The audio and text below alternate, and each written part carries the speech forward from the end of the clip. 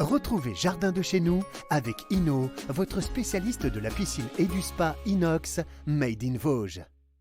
Retrouvez Jardin de chez nous avec Eurosolaire, votre spécialiste panneaux photovoltaïques Made in Vosges.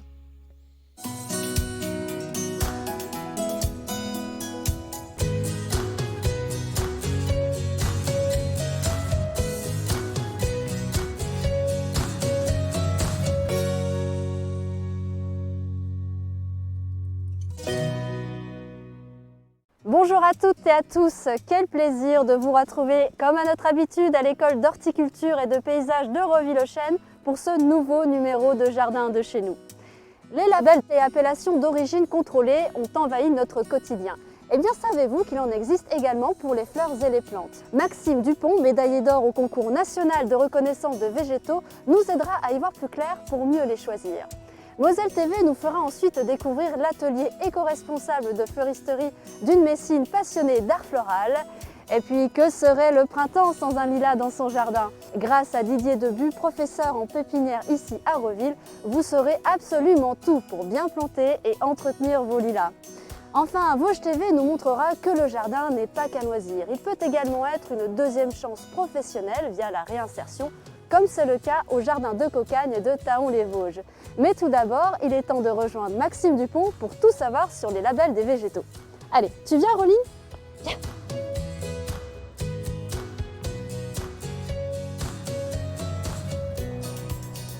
Bonjour Maxime. Bonjour Aurélie. Donc Maxime, tu es conseiller horticole, un ancien élève de Reville, Oui. mais également médaillé d'or au concours national de reconnaissance de végétaux. Est-ce que tu peux nous en dire plus sur ce concours? Alors c'est un concours qui consiste à reconnaître une quarantaine de végétaux. Donc c'est un concours qui se passe en décembre. Et en décembre, il n'y a pas de feuilles sur les végétaux. Donc c'est un concours quand même où le niveau d'exigence est assez élevé. En effet, écoute, on a vraiment beaucoup de chance de t'avoir avec nous Merci. aujourd'hui. Eh bien, juste avant que tu nous apprennes à quoi correspondent tous ces labels et ces certifications, mais surtout à reconnaître une plante de qualité, eh bien, nous vous proposons d'aller à la rencontre de Marcie Gonard, qui est fleuriste à Metz. Elle pratique l'art floral dans une démarche zéro déchet avec des fleurs locales. Moselle TV a poussé pour nous les portes de son atelier. Créer avec des fleurs locales et de saison, c'est la philosophie de Marcie. Après une formation de fleuriste, elle voit ses valeurs écologiques mises à mal par l'impact environnemental de cette activité. La majorité des fleurs vendues en France arrivent suremballées d'Afrique ou de Hollande, où elles sont cultivées avec de nombreux traitements chimiques. 9 fleurs sur 10 en fait en France sont importées.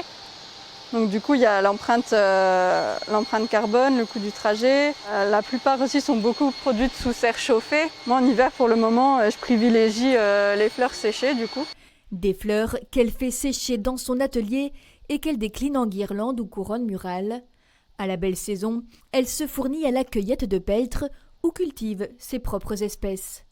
Et pour ses compositions, elle relève le défi de n'utiliser que des matériaux naturels, délaissant par exemple la mousse synthétique pour le piquage. Mais il faut réfléchir à tout. La moindre chose qu'on veut acheter ou créer, il faut se poser la question est-ce que je peux utiliser ce matériau? Est-ce que je peux acheter ces fleurs? En moins d'un an, elle gagne en notoriété et ses clients sont de plus en plus séduits par sa démarche environnementale. J'ai des nouveaux clients qui viennent et les anciens continuent de venir parce qu'ils ont compris en fait l'impact que ça peut avoir et ils sont fiers aussi je pense de pouvoir dire qu'ils ont acheté leurs fleurs et que c'est des fleurs françaises voire locales. Ça fait plaisir. La jeune femme, qui milite pour un changement de pratique dans l'horticulture, a démarché le lycée agricole et espère voir se créer dans les années à venir une véritable filière responsable de production de fleurs dans le Grand Est. Nous sommes de retour à Reville-aux-Chênes avec Maxime Dupont. Quels sont les principaux labels et certifications que l'on peut retrouver dans le commerce? Alors en horticulture, il y en a 3 principaux, en plus du label agriculture biologique. Il y a le label Fleurs de France qui garantit au consommateur qu'il achète une plante locale, française. Un autre label, qui est plus une certification, qui est Plante Bleue. C'est une plante qui a été cultivée dans le respect de l'environnement. C'est une certification environnementale.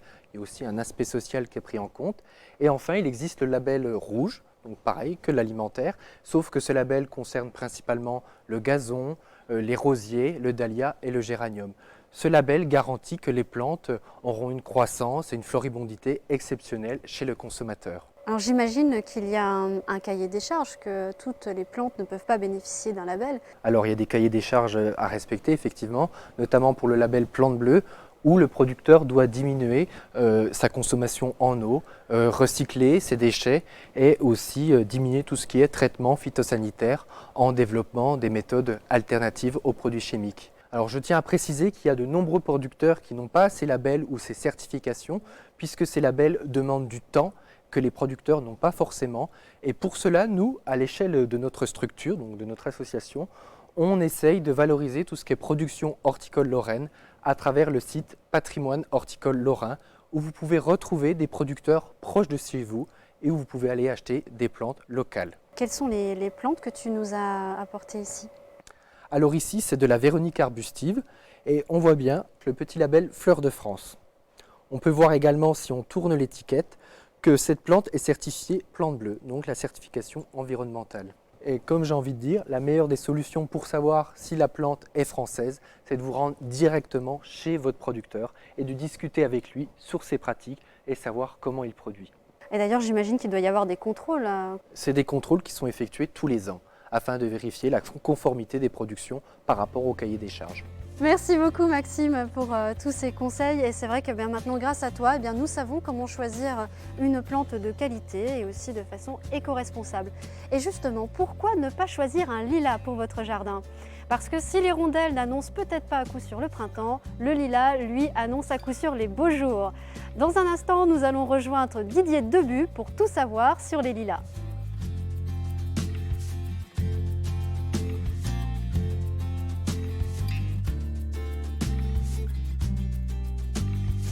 Perdu Rolling.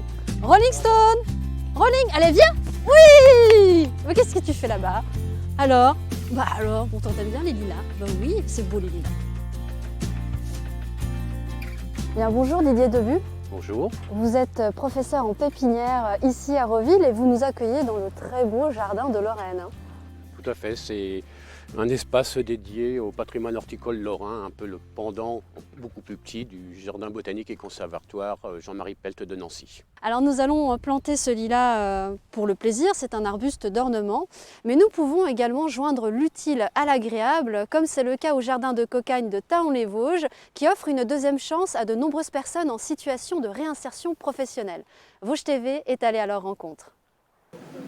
À Thaon-les-Vosges, au jardin de Cocagne, si on a plutôt bien résisté côté légumes bio grâce à l'acquisition de ces nouvelles serres dites chapelles sur 8000 m², la pandémie, elle, a changé la donne en matière d'adhésion avec une hausse de 40% fin 2020, début 2021, en plus des 1500 clients habituels. On a vu sur le marché, c'était une affluence permanente.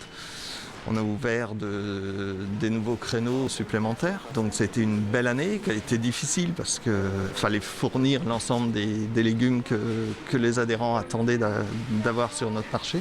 Il a donc fallu s'organiser, mais ce retour aux choses simples et bonnes n'a pas duré très longtemps. On pensait que cet engouement du circuit local, circuit court, en agriculture bio allait se poursuivre et finalement, depuis fin 2021, on voit qu'il y a une baisse. La baisse reste malgré tout minime et heureusement, les jardins de Cocagne peuvent de toute façon compter sur leurs adhérents historiques et fidèles, crise ou pas. C'est déjà à proximité et puis on trouve au niveau donc légumes et fruits ce qu'il nous faut. En plus, on aide à la réinsertion de certaines personnes. Donc, je trouve que c'est un bon compromis. À l'exemple de Dominique, 51 ans, arrivé ici en mai 2020, après une séparation difficile et des ennuis de santé. Je suis arrivé au jardin de Cocagne par le bouche à oreille. C'est vrai que c'est un tremplin pour nous et c'est une bonne association qui nous entoure et qui nous conseille bien. Les encadrants sont super bien avec nous, attentionnés, à l'écoute de chacun d'entre nous, de nos difficultés pour retrouver un emploi. Le jardin de Cocagne de Thaon-les-Vosges, 15 salariés permanents, compte une quarantaine de personnes en contrat d'insertion d'une durée de 4 mois à 2 ans. Nous revoici à Roville-le-Chêne avec Didier Debu. Vous nous avez préparé donc différents lilas, donc Oui. on en voit en racines nues. Ce sont les 3 modes de conditionnement des végétaux de pépinière. Le premier, c'est une racine nue. Le second, c'est une motte, là où on garde la terre et on emballe d'une tontine. Et le troisième, c'est ce qu'on rencontre le plus fréquemment dans les jardineries, dans les pépinières, c'est une plante en pot. Alors lequel vous souhaitez qu'on mette en terre Moi, aujourd'hui? je pense que je vais vous présenter celui qui a été produit en racine nue. Donc, il présente un bon système racinaire, bien en rapport avec le volume complet du végétal, un nombre important de radicelles qui va assurer la reprise et la survie du végétal. Notre trou, on doit le prévoir de quelle taille pour ce lilas par exemple? Un trou de plantation doit faire à peu près 2 à 3 fois le volume du système racinaire. Le fond du trou a été ameubli pour éviter la compacité en fond de forme et assurer la reprise et l'établissement des nouvelles racines. On va déjà éliminer toutes les racines abîmées qui ont été pratiquées lorsqu'on a fait l'arrachage. Ensuite, comme ici, vous avez des rejets. Nos plantes ici à Roville sont pour la plupart greffées. Il va falloir éliminer tous les rejets. Oui, ça lui prend de l'énergie pour rien tout ça. Exactement. Ici, vous avez le porte-greffe, le système racinaire et le collet. Et le point de greffe correspond au bourrelet que vous voyez ici. Pour favoriser la reprise, on va le tremper dans un pralin. Allez, on lui fait une petite trempette. Alors normalement, ce pralin peut être fait la veille et on peut laisser la plante tremper dedans. D'accord. On a mis du terreau, de l'eau et un peu de bouse de vache. Ça, c'est la petite astuce. Hein. Pensez au pralin juste avant de Oui, planter tout à fait. votre lilas. Est-ce que ça vaut pour tous les arbustes? Pour tous les arbustes, tous les arbres. D'accord. Il n'y a pas de souci. Petite astuce sympathique. Je vais le déposer centré au milieu. Et maintenant, je vais combler le trou C'est un mélange de terreau et de de terre et de compost ici. Ah, de terre et de compost. Dans le cas d'un plant greffé, il faut bien penser à ne jamais enterrer le point de greffe.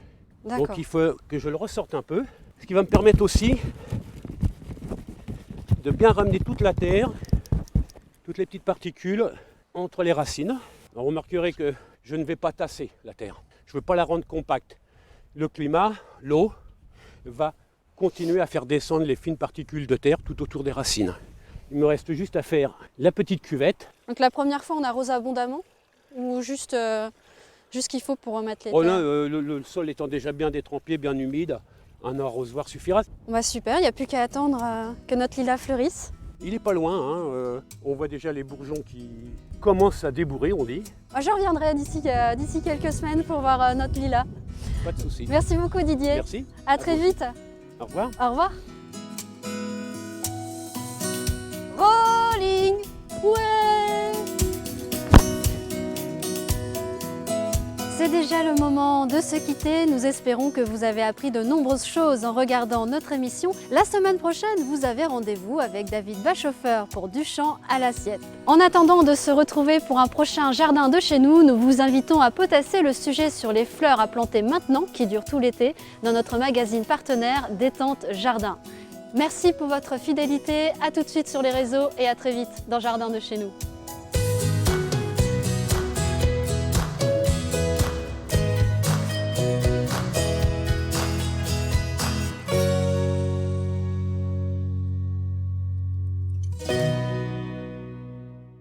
C'était Jardin de chez nous avec Eurosolaire, votre spécialiste panneaux photovoltaïques Made in Vosges. C'était Jardin de chez nous avec Inno, votre spécialiste de la piscine et du spa inox Made in Vosges.